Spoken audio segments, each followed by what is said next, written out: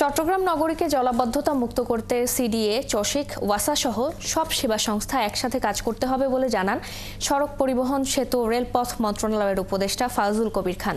শুক্রবার সন্ধ্যায় সিআরবিতে রেলওয়ে কার্যালয়ের মিলনায়তনে এক মতবিনিময় সভায় একথা বলেন উপদেষ্টা। এ সময় তিনি বলেন, চট্টগ্রাম নগরীকে অপরিকল্পিতভাবে গড়ে তুলতে এখানকার নগর পিতারা দায়ী।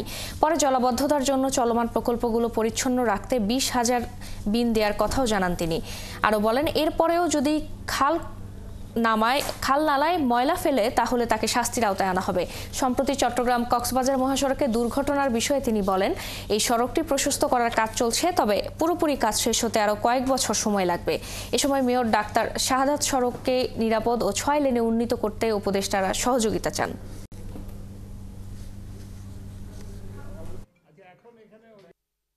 জনগণকে সম্পৃক্ত করার জন্য আমরা বিভাগীয় কমিশনার মহোদয় করবেন, একটা কি বলে মত বিনিময় সভা করবেন।